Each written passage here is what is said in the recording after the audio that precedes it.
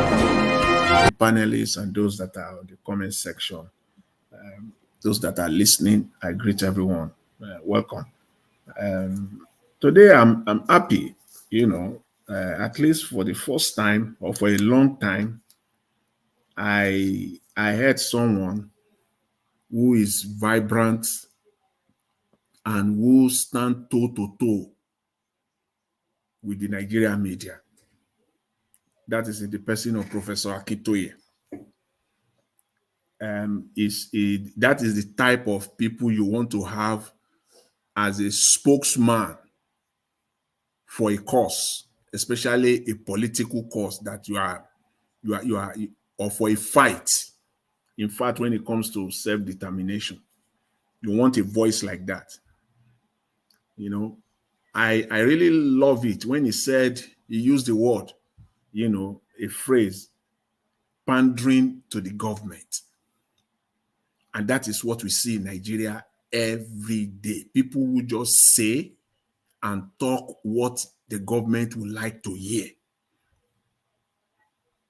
Even when they see red, point black red, they will say it is white. Even they will say it with their eyes head on, or their eyes wide open. They are not blind. It is red, they will say it's black. That is pandering to a person or to an entity.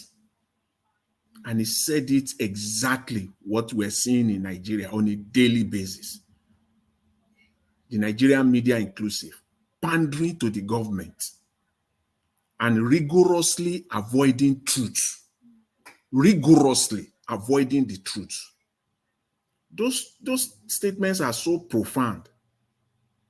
And those statements are exactly the problem of psychophancy that we have in Nigeria.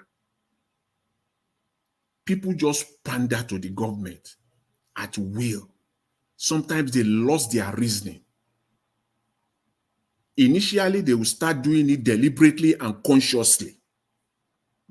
And then it becomes part of them. They started pandering even without them knowing it any longer. It becomes normal.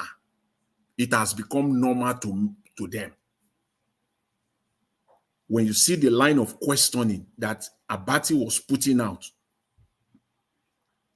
Abati met his match on this subject, on this particular matter. He met his match.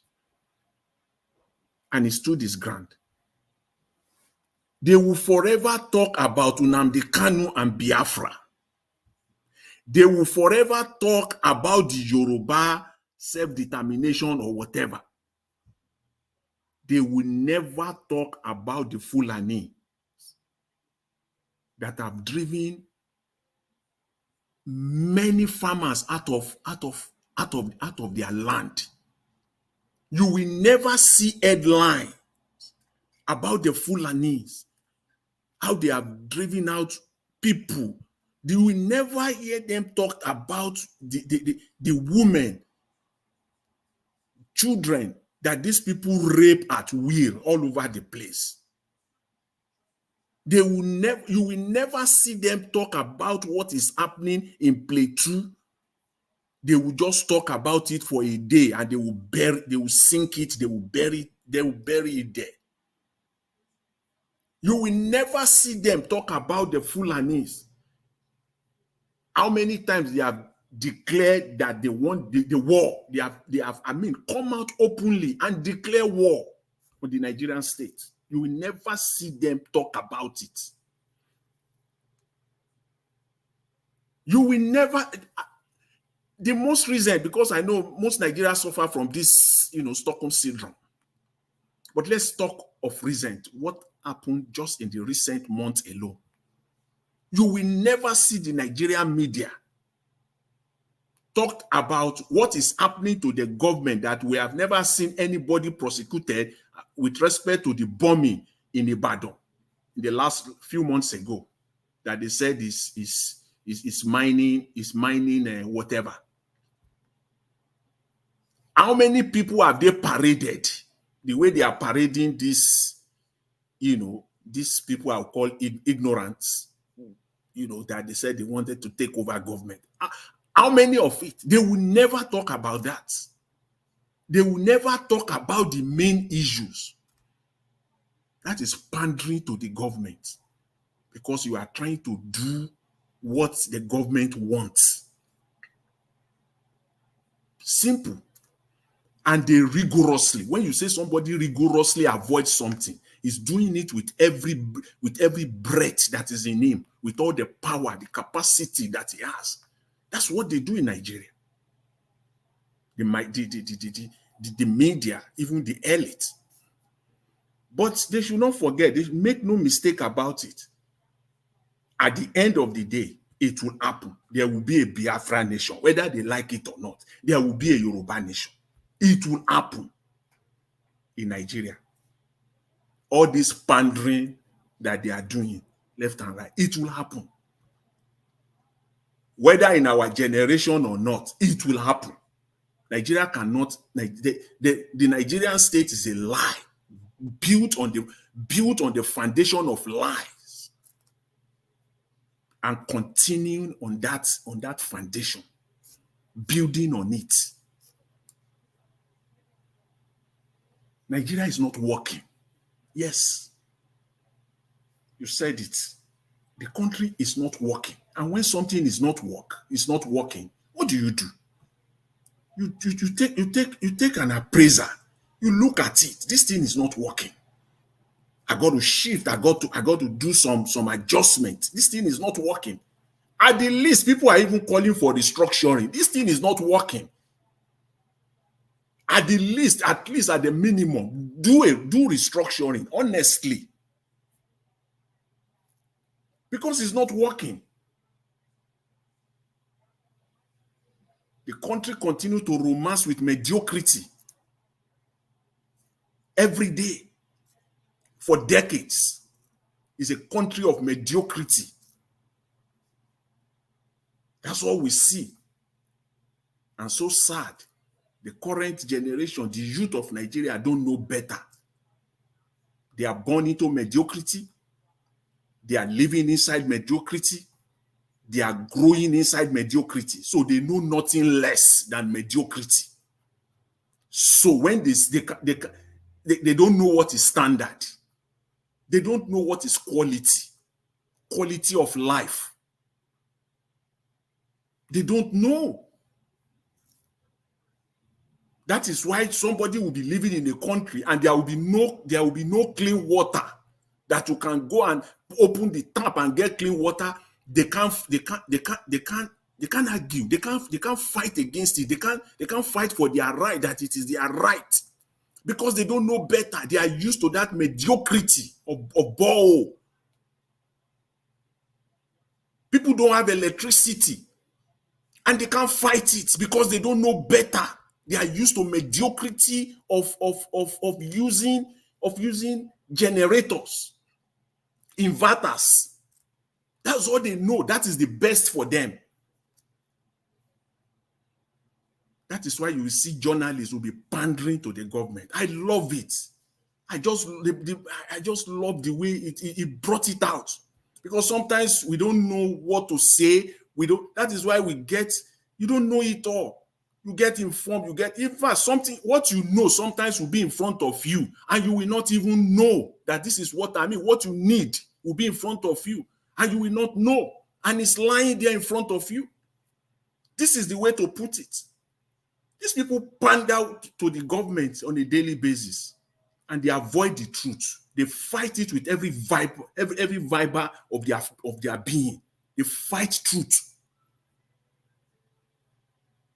The damn country is not working. And the minimum you can do, at least you are educated. When something is not working, you will do an appraisal. You will take a look at it. You know that the status quo cannot remain. There must be a restructure at the minimum. Yes.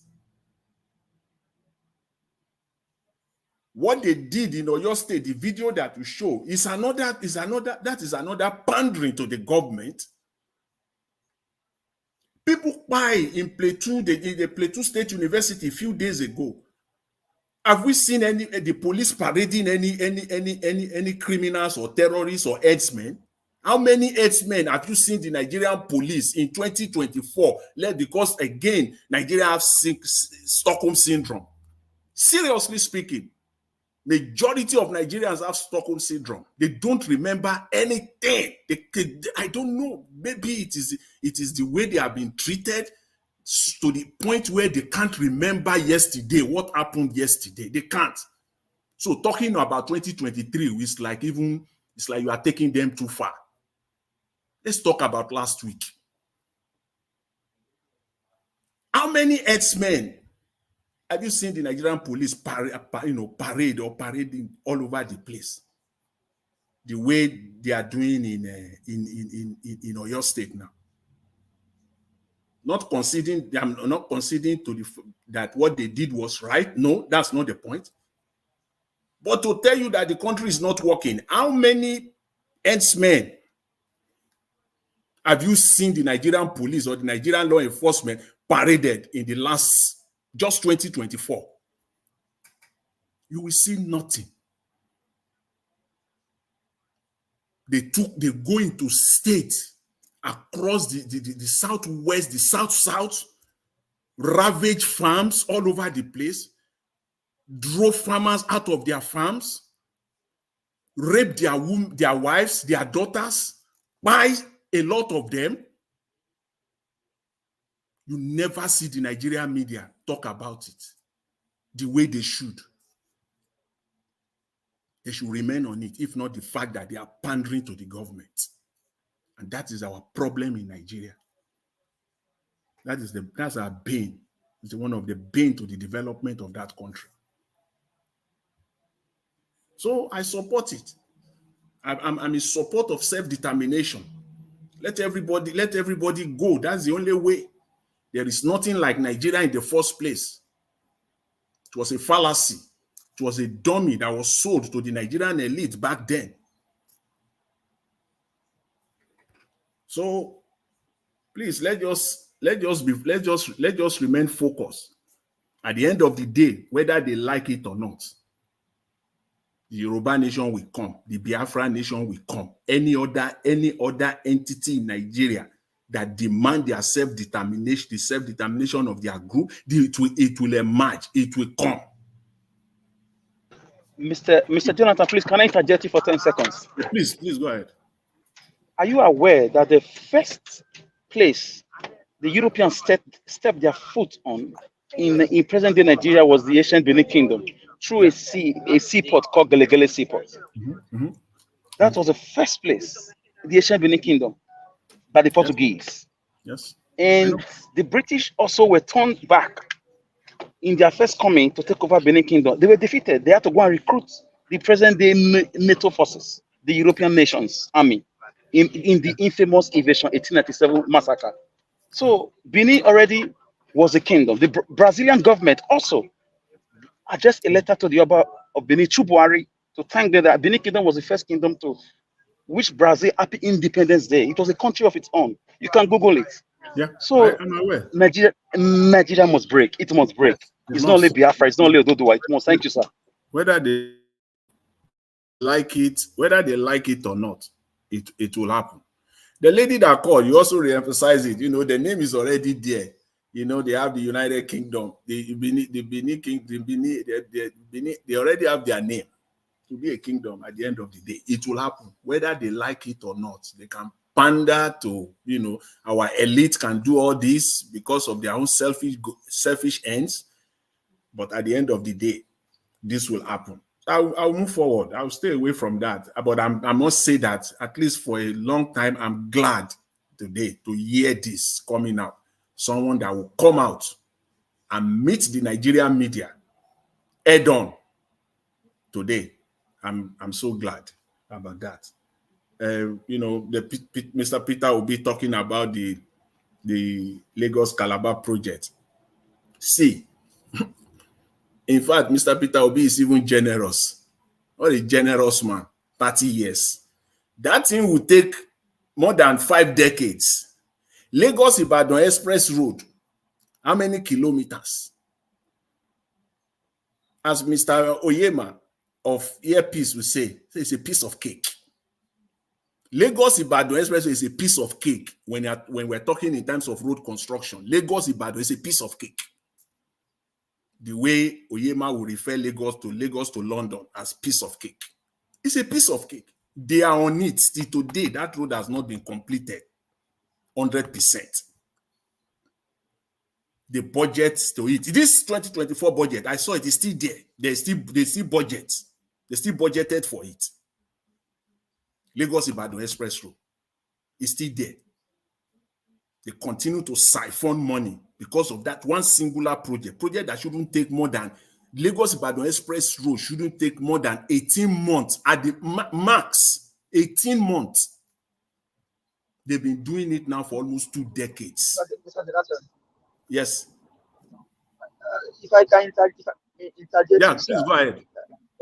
Yeah, Lagos Ibadan Express, like you said, it's even less than a piece of cake.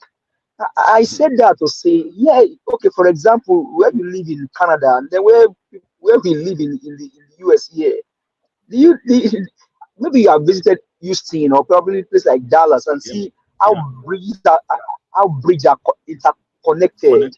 Yeah. I don't. Lagos Ibadan Express.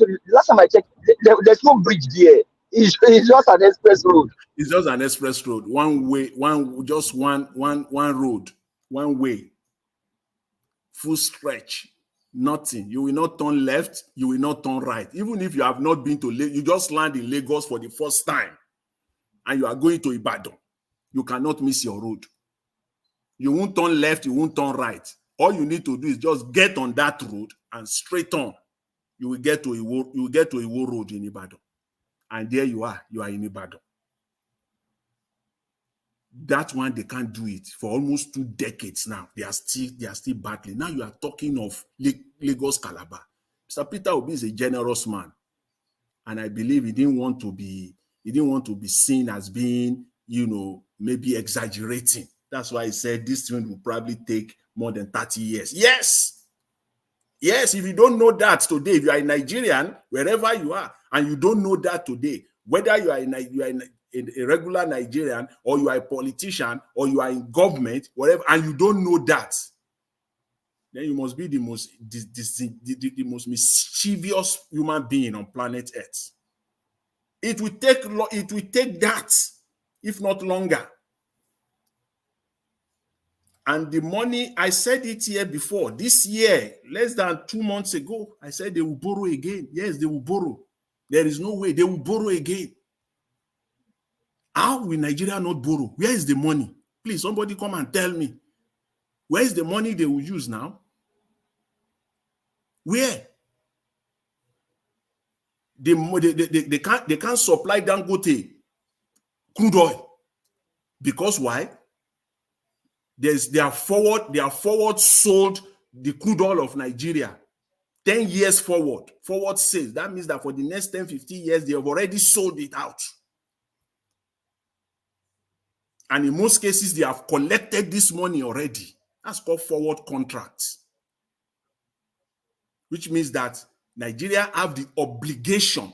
The forward contract simply means that you have the obligation to deliver on a specific date. You must deliver. That's the contract. And the person pays you a premium for that. In order for me to get that, I have to pay you a premium. So Nigeria have collected. So Nigeria must deliver. It's an obligation. So the money they are borrowing, so that is why they have to continue to borrow. They have to continue to borrow. The new grants of 2.2 billion they are now getting. I saw them in Washington. I was looking at the video, all of them in Washington, DC last week, romancing with the World Bank. At the end of the day, they came up with this 2.2 billion new round of loans for Nigeria. This is what they want to use now to pump up the naira again. They must continue to do this. Because the truth is this: if you get 2.2 billion naira, $2.2 billion, let's see $2.2 billion in the economy of Nigeria, in infrastructure. You and I know already ab initio, we will not see the impact of even $100 million on the Nigerian space, talk less of 2.2 billion in the next 6 months, 1 year. We won't see the impact of that money. So that is the state. Okay. That is where we are in Nigeria. So, Mr. Elvis, I really appreciate it. Thank you very much. But again, I must say, I'm happy today that somebody came out and spoke, directly to the Nigerian state and let Nigeria knows their right as far as self-determination is concerned. Thank you very much, Mr. Elvis. I really appreciate it. Thanks to all the panelists. Thank you. Thank you, Mr. Jonathan. God bless you, sir. Thank you. Okay, let's move on to Augustine. Thank you, Augustine, for joining us. Guys, help us to press on that like button. Before Augustine, Oga, please just hold on. Let me pick this call. Mazi, thanks for calling in. Good evening to you, sir. Hello. Hello? Hello, sir. Good evening to you. Please talk to us.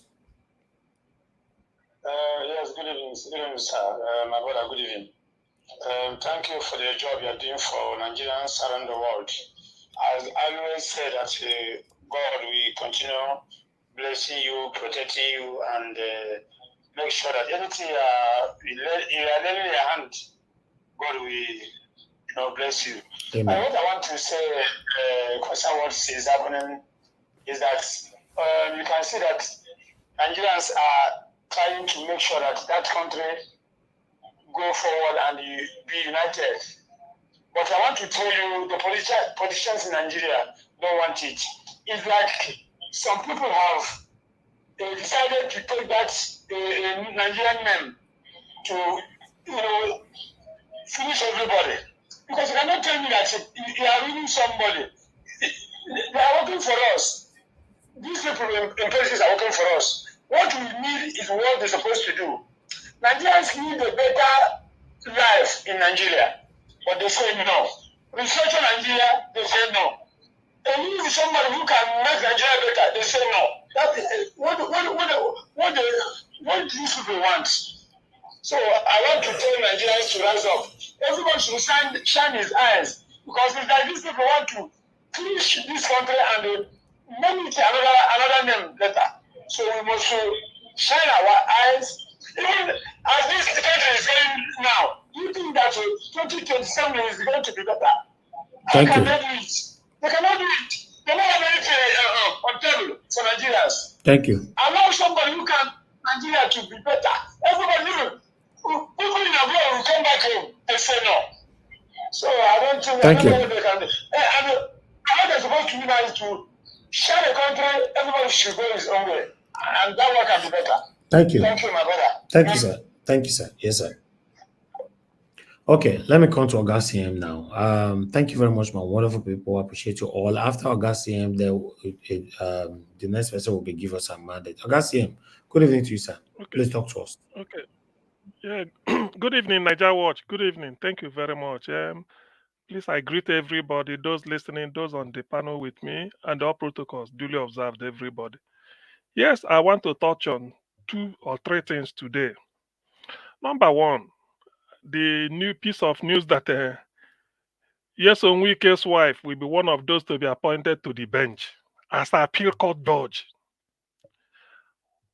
Let me say this. What that means, because that's the way I analyze news here. What that means is that Wike will never lose any election in his lifetime again in Nigeria. And this is how it works.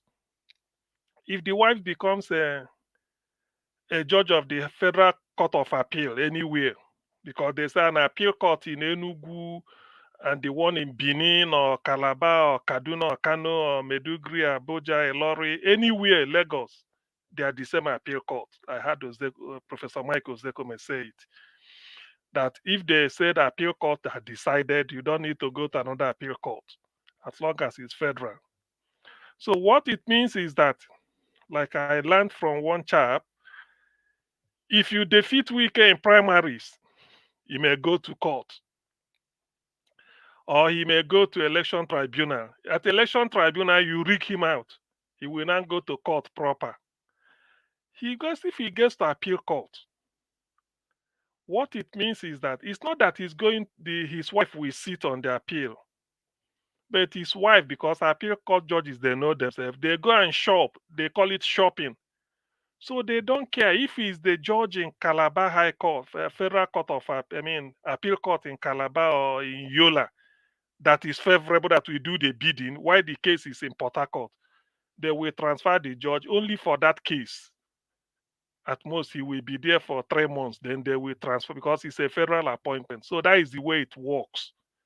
Let us remember, for those that may disagree with me, there's a man, this Justice Bukachua, the one that said it in the Senate, that the wife, the senator from Bauchi, that Bauchi Central, Bauchi South, he said the wife helped so many of his colleagues here to win their election because they will always go to the appeal. When he gets to appeal, they will win. How did it happen? Because of the what is it called? The connection. So in other words, yes, Onwike, remember, it's not because of maybe something happened a few days ago or this thing. He's no longer sort of in good terms, politically speaking, with Dr. Peter Odele. This was the plan. All of them, Peter Odele, the wife retired as Supreme Court judge.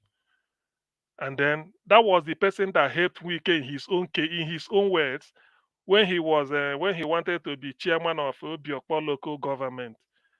They don't want to give him second term or all those things. He said, why people were going to the tribunal, going to this Port Harcourt or wherever to go and protest and then shout. He was heading to Odele's house. He said it.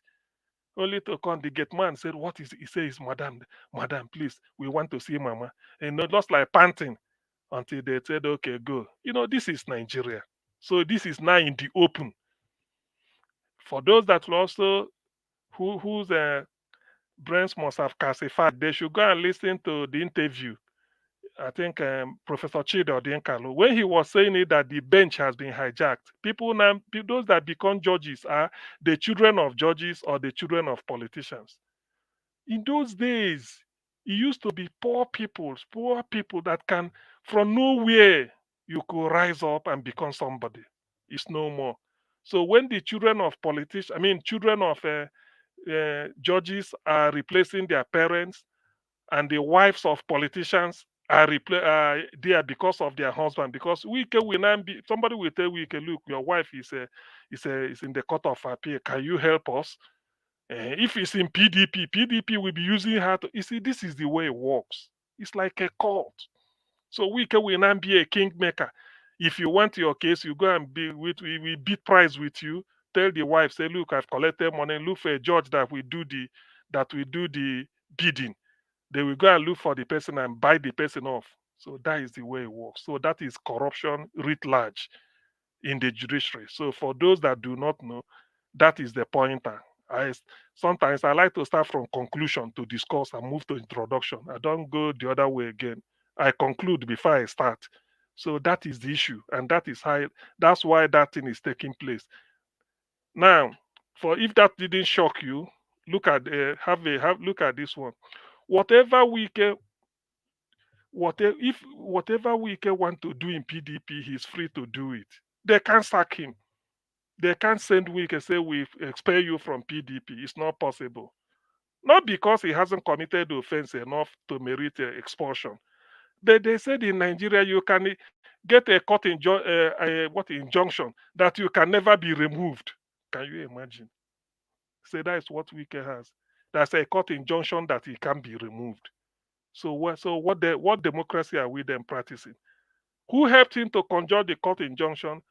Justice Mary Odele, when he was at appeal court, because these are his gang, these are the family that brought them up. We know all this. The Nigerians, we see all this.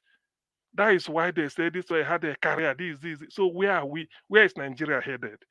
Which brings me to Professor Banji Akintoye's interview with Ruben Abati. Professor Stephen Banji Akintoye is an emeritus professor of history, University of Ife. Since 1976. He became a professor 1976, professor of history. So it's been a long time. He was a senator representing either Ondo State or in those days under UPN during the Second Republic. I think the way the state is now, he's from Ekiti, so they call him Babe Ekiti.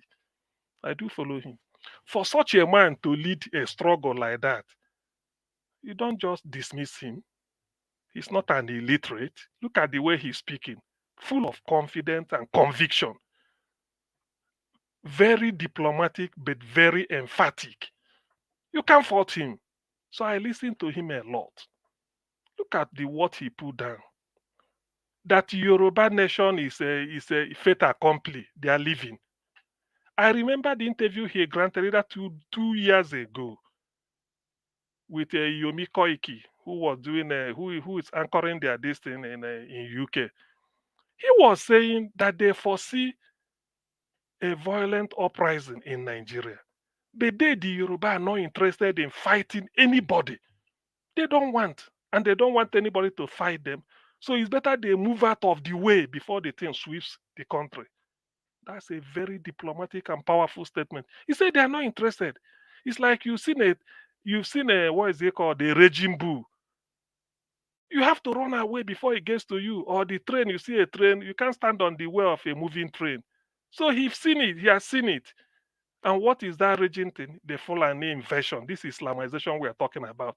Despite all that happened, now look at what is happening on that Tinubu. In his own words, people phoned him from Oyo State that they can't go to farm again. They've started, the Fulani invasion has started. He felt that Yorubas are civilized. They don't want to live in a country like that. Not because they hate anybody. He said anybody is, which means, unlike what happened in 1967 to 1970, that is, let me just draw a lesson from there. I know that now, if any part of the country is hoisting their flag, the Yoruba with Professor Akintoye's interview, we not go against those people. Unlike what happened in 1967. That's what he's saying. Everybody is free to find their way, but you can't stop them. That they want it. That's why they are sounding a note that they want to leave. So in that case, where does he leave us? Where do we go from there?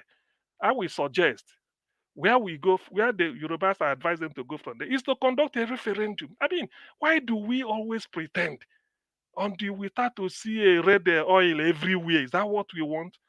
Conduct a referendum. Obviously, there are people, one or two, there are some Yoruba people that we say over their dead body, they are not going anywhere. It's okay. Conduct a referendum. Simple majority.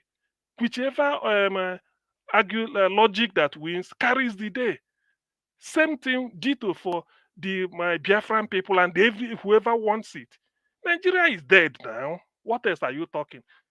They've been borrowing money. The money they are borrowing now, they are hoping that it's like you are taking money from somebody. Say, look, I'm taking this money. See this my son. Yes, he's in class 3. 2 years time, he will write his West African school certificate examination. When he pass and come out, he will go to university. By the time he finish reading history and masters or reading law and go to law school and start practicing, just give or take 21 years, he will pay you back. That is the type of loan Nigeria is taking. Even with our crude oil, we are taking it. So it's like we are selling the country indirectly. We are selling the country. I listened to an interview in which they say Nigeria's external, both our debt now is 97 trillion. What are they being used for? Nothing. So these are the type of things that Professor Akintoye must have seen. And he said they've written a letter, said, this is what we are sounding Nigeria, that we want to leave. So and like I read the letter, I read the epistle, he is saying that when Nigeria acknowledges, they will now raise their own dialogue team, the Yoruba nation. Then Nigeria will raise them. Then they sit down and iron out areas of differences and then formalize it. They are not so that if you now want to come and invade or your state or anywhere, hey, they tell you that this is a different country. You can't do it. You see, before restructuring was good. Before this onslaught of Fulani headsmen, let's say in the 1999, it wasn't like this. People were shouting. But now he has seen that even if you restructure Nigeria, it won't solve the problem of somebody invading a farmland, raping women, raping the children and every underage girls, taking them in hostage, destroying the farmland and even murdering people in situ. So that's what he's saying, that even if you restructure, it won't solve the problem they've envisaged. So the only way is for them to be a little bit apart and survive. And that is what they are going. So what is good for the geese, if the Yorubas are the geese, is also good for the gander, like my people Biafrans and any other person, not just me. So nobody should be afraid. There are countries that are 4 million, 5 million. What is the population of Norway? But they are powerful. What is the population of Denmark? What is the population of Sweden, Finland? Finland is manufacturing Nokia, and people are shouting, "Oh, Nokia, Nokia!" That's the population. Ericsson's from Sweden. Denmark is only Dano milk and what of the things, all things they use. Technology. Norway is fishing. They're in the Atlantic. They're in the coast. They perfect their fish tank with some North Sea oil or gas. So there are things anybody can do.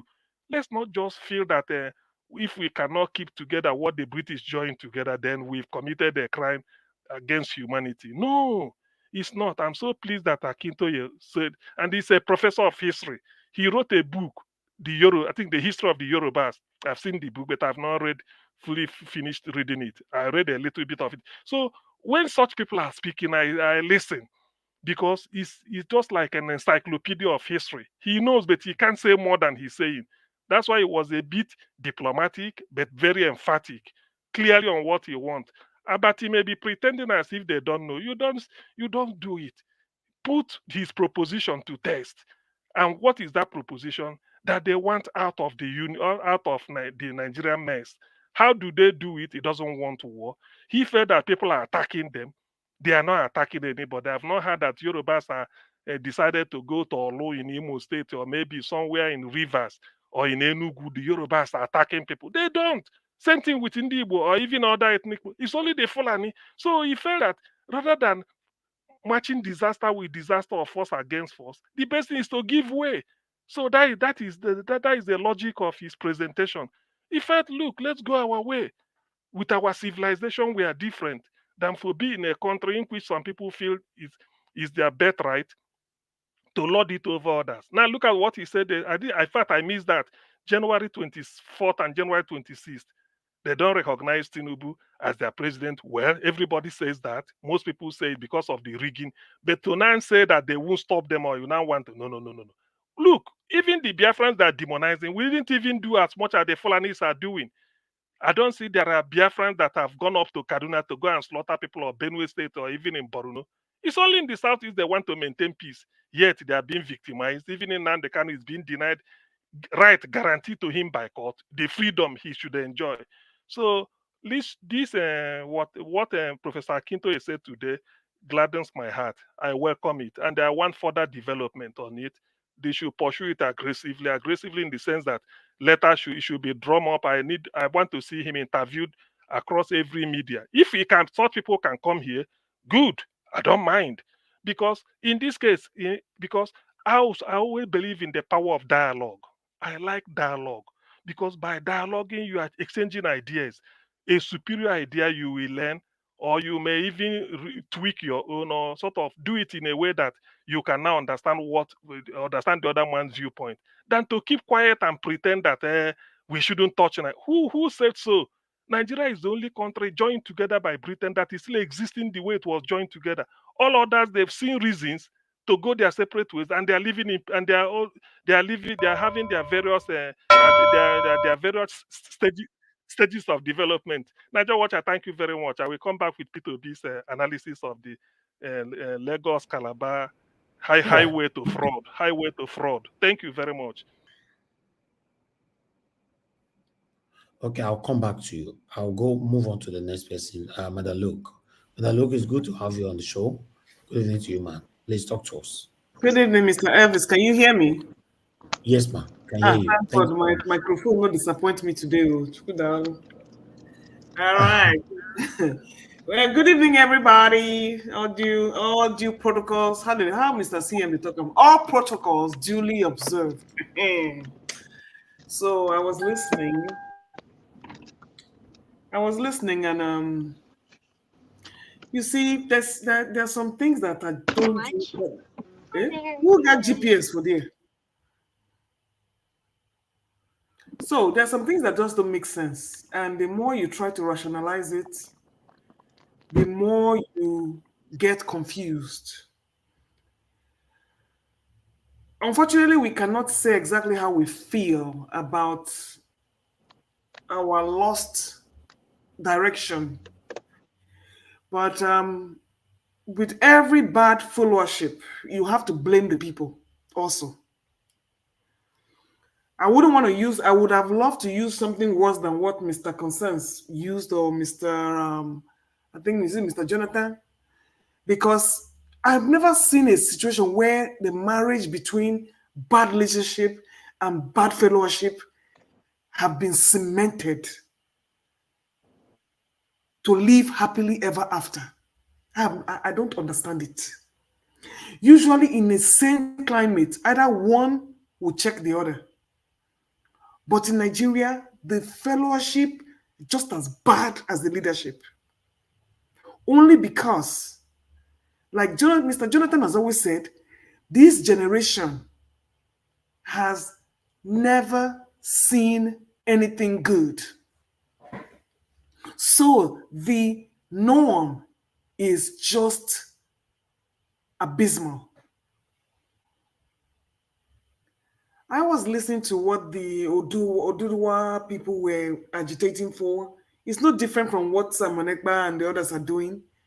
But is it realistic? I never, it's nice to have a place where people can disagree on a platonic note. But it can't happen in Nigeria. Even if it does, I don't trust the sustainability. I do not. And I am of the belief that it's just going to be worse than what we actually have now, because you're just going to have little splinters of bad governance. That's what you're going to have. Because I've always felt it in my bones that if things are going to improve, you will see it on ground. This same Odua, this same Biafra, this same Niger Delta, what are they doing on ground to show that they are even going to be able to manage themselves effectively? Do you need a geographical boundary for you to be able to achieve what you want to achieve? The answer is no. So at the end of the day, I'm just going on the gravy train because it's my only outlet to channel some form of hope. Because what we have now is not it. What we have now is not it. In fact, it's a curse. And like I said, out of respect for the forum, I won't want to say the things I really want to say. That's why most of the time I stay away because I don't have a filter. My filter, I don't think I was even born with one. As I think it, that's how I speak it. So most of the times I rather not even speak because I have to be sensitive and I have to have some modicum of self-control. But the anger still boils. And I always look for something to lash out on. So with everybody's advocating for a breakup here, breakup there, breakup here, breakup there, that's not the solution to Nigeria's problem. You need to fix your rot in your local government before you even think of separating. And I don't see any green light. I don't see any possibilities. I don't see any hope. And I don't see any light at the end of the tunnel, except it's an oncoming train. That is the only thing I see. And then going back to the highway to nowhere. You all have said it all. The ones that you have not maintained, and you're building new ones. I don't understand it. But we do know why. When you have a drug baron ruling you with a wife as a co-sponsor or accountant, a co-wife to the mafia warlord, what makes you think she will have a conscience? These are people who sold drugs to kill pregnant women, to endanger the lives of mentally or physically or psychologically challenged, addicted people who lost their lives because of the availability of that trade. when they were busy buying animals, and we saw it on the everything were revealed when David Hudeyin was how they were buying animals so that they can load up their you know what and then go back and poop it out to sell. They did all these things. They were drug mules, and you expect a drug mule to have a conscience. I don't really think that people understand the mission of Bola Ahmed Tinubu in Nigeria. It's not for Nigeria. It's for himself. And you've said it many times. Don't expect anything good. Don't expect him to feel your pain. Don't expect him to say, yes, I have seen the light or I'm born again.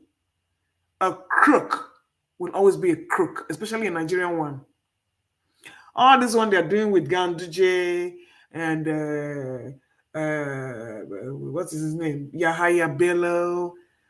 You want to know what's going on? Something has gone down.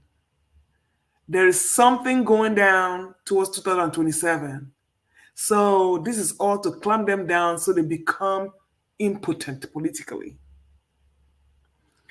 Because you got El Rufai on one side, you got Yahaya Bello on one side.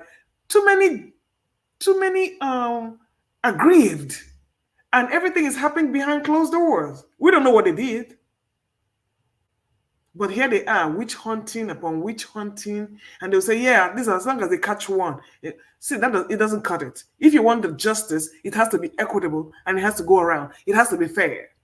But when you don't have justice that is fair and equitable, of what use is it? You cannot tell me because of the ones you caught, it's going to be okay. No, it's not going to be okay. It's not. So while we keep looking, the crime spree keeps going on.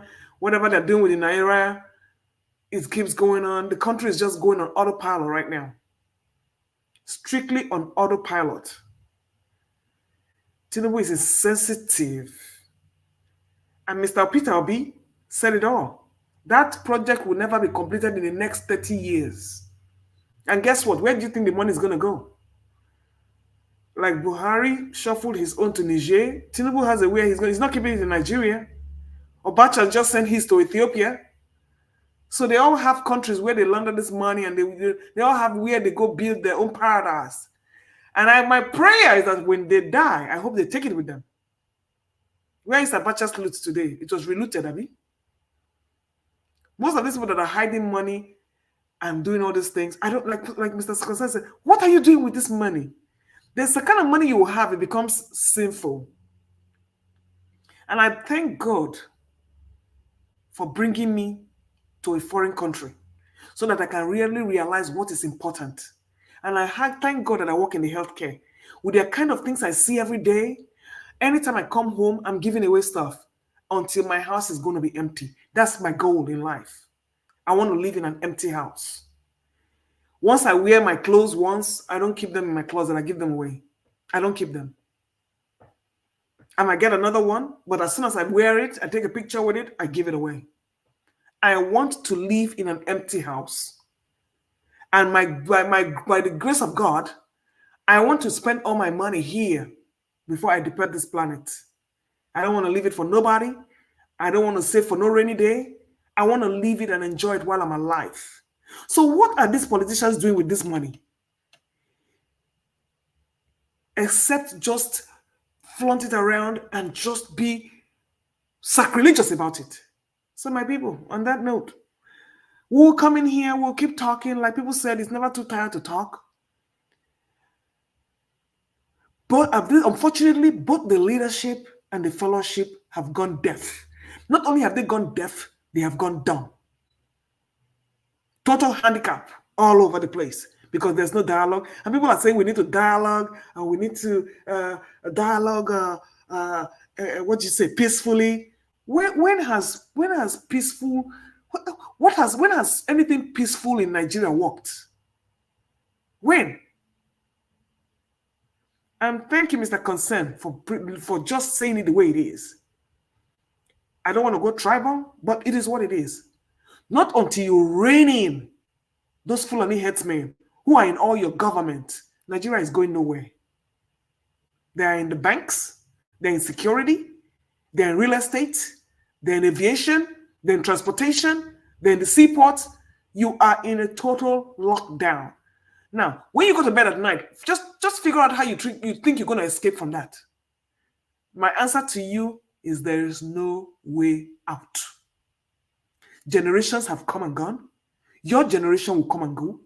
The one after you will come and go, and we will keep going through this mourning and groaning. And then until the weakest among us will go, will payment, and then more weak ones will come on.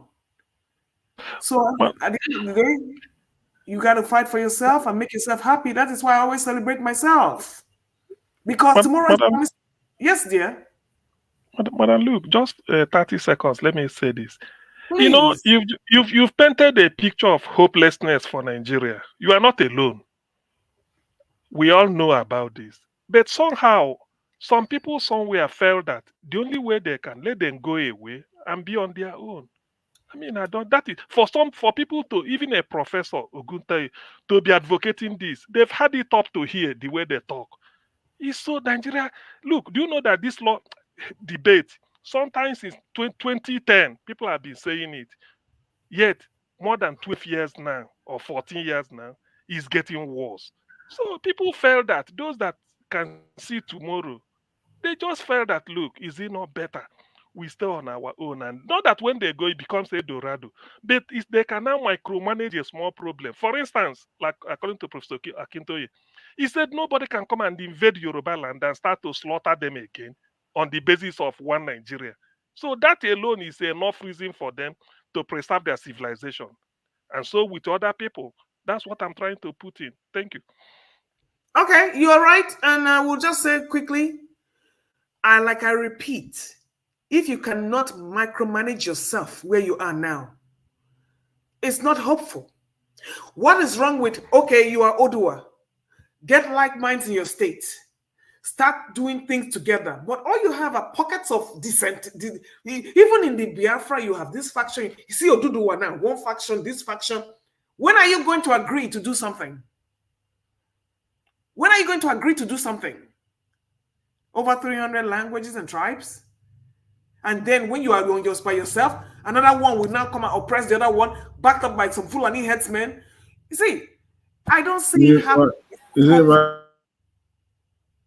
They would not want contract killers, Fulani headsmen, to come and oppress themselves.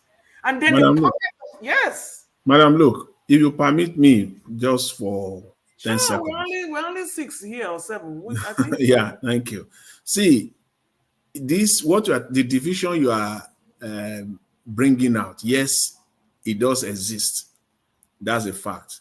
But it's being perpetrated much more by the government and not by the people. Because Nigeria is not fixable. If it is fixable, even if the groups internally, the Yoruba people, the Biafrans, the Edos, the other part of Nigerians, the Jaws and everything, if it is fixable within them, there will be no need for separation or the call for separation in the first place. It is not fixable. And it is being perpetrated by the government. Yes, they are dissidents. You call them dissidents among each and every tribes. We have them. And you cannot discard that. They are there. But they are not enough to stop the movement. They are not. They are just in the minority. They are a group of dissidents that should be taken care of. And they will be eventually. Okay. Thank you. All right. On that note, I yield because I don't want to repeat myself again. Charity begins at home. Thank you. Thank you, Madam Luke. Thank you very much. God bless you. Thanks for your submission. All right, let's see if Give Us a Mandate can speak now. Yeah, can you hear me? Yeah, I can hear you. Thank you. Thank you. Good evening to you. Please talk to us. Thank you very much. Maybe, you know what, let the person that come behind me go, and then once they are done, I'll be ready by then. Sorry, I'm in the middle of something. Okay, that's fine. Thank you. But you need to be coming down, or you need to be coming down. If not, we'll push it from come up for defense. You need to be coming down. Thank you. All right, let me come to Oga Osita. Thank you very much for your time with us today. Good evening to you once again. Please talk to us, sir. Hi, good evening, everyone. And good evening, CM. CM is a very good friend of mine, on platforms. Thank you, sir. Although I didn't start, following you guys initially because I just came and saw you are, you are live, and I saw the link and I decided to get in. But from the little of what I've seen, heard from the conversations people are having, first of all, I want to put it out there that what makes agitation for separation seem like a crime is the approach in which the people who spearhead those movements administer it. If you look here in the UK, the Scottish people, they are seeking referendum. They've actually had 2 referendums conducted here in the UK. They didn't have to shoot guns. They just followed a democratic process. The truth is, most people in Nigeria, if not in recent times, didn't even know what referendum was about. The most peaceful way of dissociating yourself from a state as a people is through referendum. And how is that done?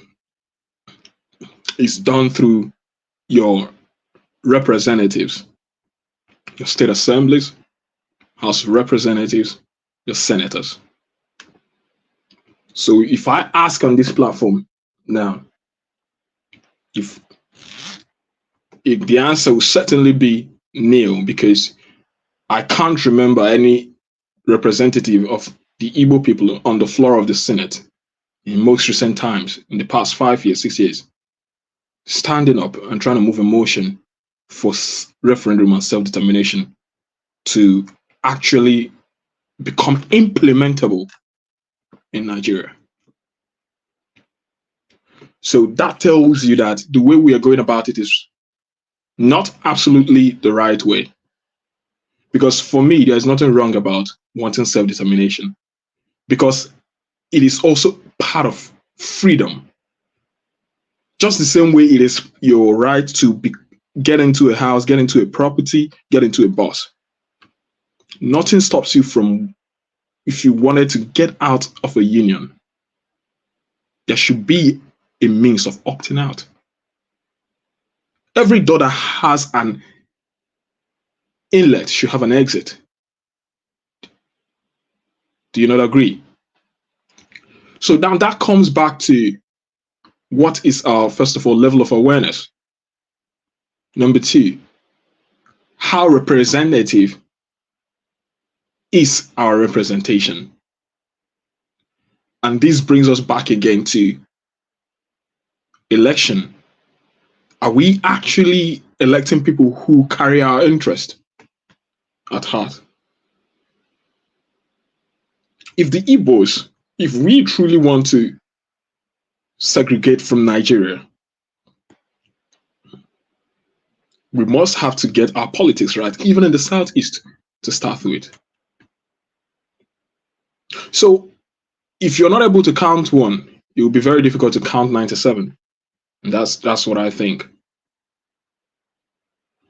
Unless people who are at the local level communities start understanding what is at stake for them, what they want, how to go about what they want, I can tell you the clamor for self-determination is as far away from us as a million years. Do I want to get out of Nigeria? Probably not. Why? Because I believe there are lots of advantages in all of us being together. But even in these advantages, numerous opportunities, only few are able to tap in to those opportunities. People don't feel like things are equitable. People do not feel like things are fair and just. And where you have people feeling cheated, there will constantly be agitation. So we need to go back to the drawing board. If we do not get our local governments to start functioning, community to start functioning, if we do not take our politics, electioneering seriously, then the segregation you're looking for is the one that you can only get through the barrels of the gun.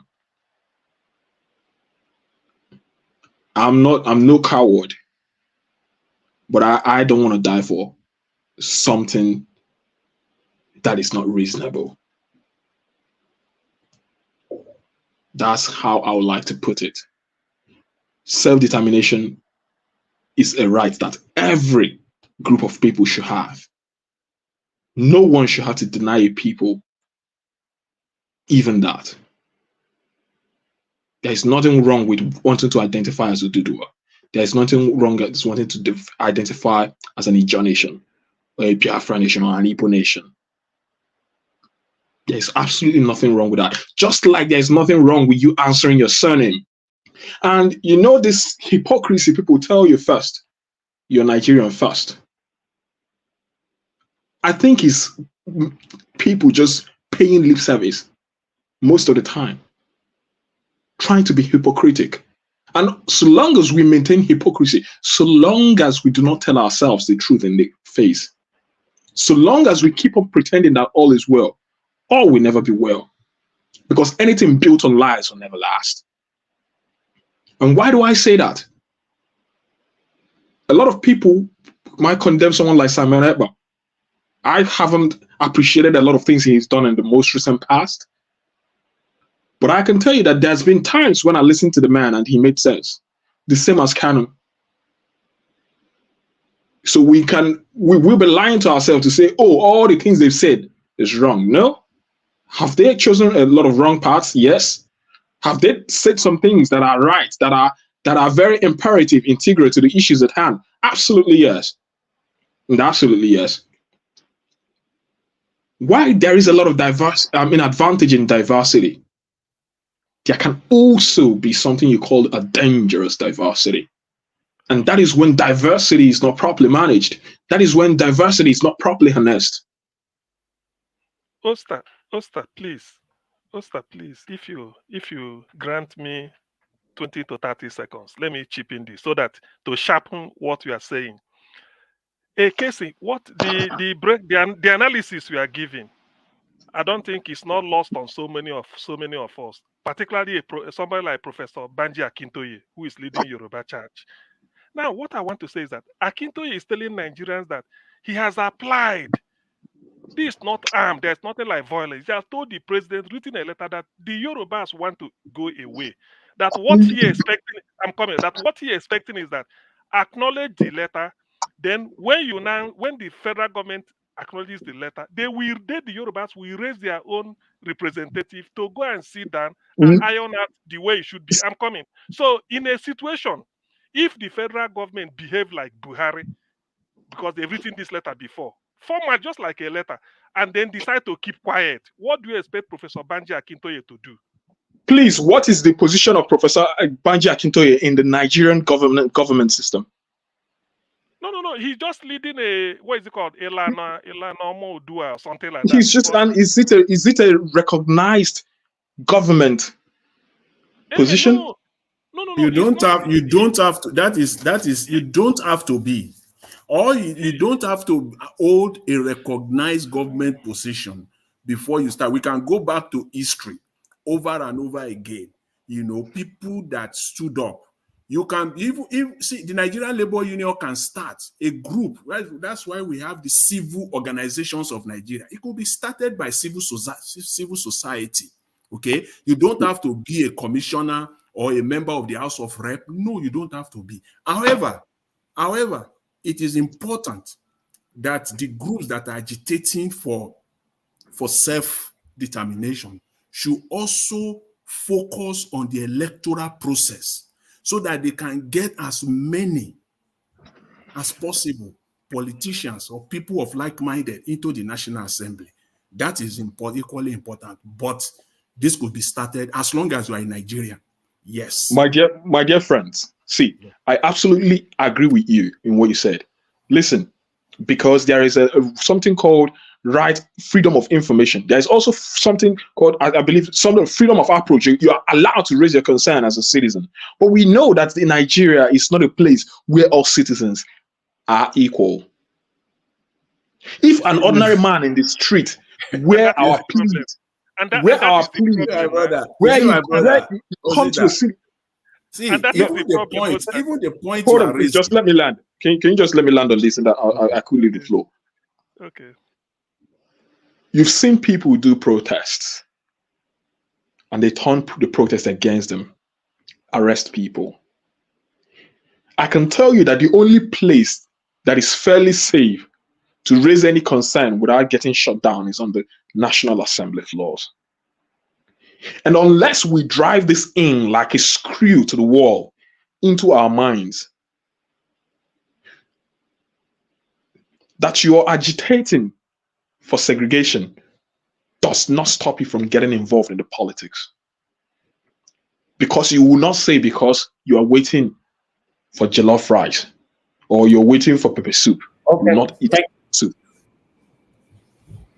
Thank you. That is what I'm saying. Let me leave the floor. Thank you very much. Niger Watch. Okay, I don't know. Yeah, Niger please Watch, just let me say this on the last point raised by Mr. Osita. See, what you are saying, especially your last statement, in your closing statement now, is possible in a normal climate. Nigeria is not a normal society. The fact that you are sitting on the floor of the Nigerian National Assembly does not mean that what you will say there will hold, especially if you are not in the majority. We know that it will not hold in Nigeria. See, then you must see that, which is exactly what I'm saying. You know, the thing is that we always look for, we want things to be done quickly. Nigeria was not formed yesterday. Nigeria was not formed by just within a flip of finger. And you will not separate it with a flip of fingers. It's something that has to do with meticulous planning. You see, I have a special case, which is Banji Akintoye. He has written a letter. And I'm telling you, CM, and I acknowledge those letters. But do you think the president will look at those letters? I'm coming. He said they are busy with the election. They don't have time to reply it. Now, there's no election coming. That's why he chose now to still send it to the commander-in-chief. Remember, Tinubu is Yoruba, he is Yoruba, and there are Yorubas in the house of, in the elected parliament. The question I'm asking is, this is a peaceful way. It's no violence. Just a letter say this is the reason why he stated it. That today, in the Nigerian sense, I'm coming. Right. The Fulanis are still destroying them, killing them. He felt that the only thing they can do is to fight them back, but they don't want to fight. So they better go away. It's like somebody slapped you. Instead of you to slap back, you say, let me leave this place for them. Let me go somewhere else and stay. So you don't want trouble. He said so. So if they now decide, if the federal government did not reply him and kept quiet, are they helping the matter because of non-violence? That's my question. Can I give you an instance? Please, Mr. Elvis, please, just this one statement, please. Can you imagine if for once, if someone like Akpabio, who is raising a motion for referendum, or someone like Oshomole, or someone like Ali Ndume, or someone like someone who used to be as recognizable as Senator Ike Ekweremadu, what do you think will be happening on the floors? Nigeria will start shaking. That will never My happen. brother, can I say something? Can I say something, please? You are not answering the question. Can I say something, please? If they fail to reply, you see, if I write a letter to you, Oster, address it to you, I expect you to reply me. He wrote it to the CEC.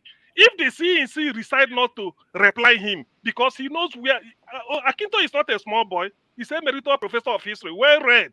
He knows what he's doing. He wrote a history of the Yorubas, a very massive book. So he knows his Yoruba people inside out, more than any of us here. So if the president refuses to reply to him, that's what I'm asking. What do you expect Akintoye to do? Okay. Thank you. Thank you, everybody. Can I contribute, please? Oh, please. 30 seconds. I need to move on, please. I want to tell this to my brother. Last 2 years or last 3 years, the people in the National Assembly, wanted those that are living abroad to vote, to include them. The former deputy speaker shut that thing down. These are House committee members from the South and Southeast. They said they want those abroad to vote. But you know what? These people that man shut it down. So that is how Nigeria is. Anything those people bring out, those people from there will shut it down, and nothing again will happen. Thank you. So Thank you, that's, Agatha, sir. thank you. Thank you. Thank you, sir. Thank you, everybody. I appreciate you all.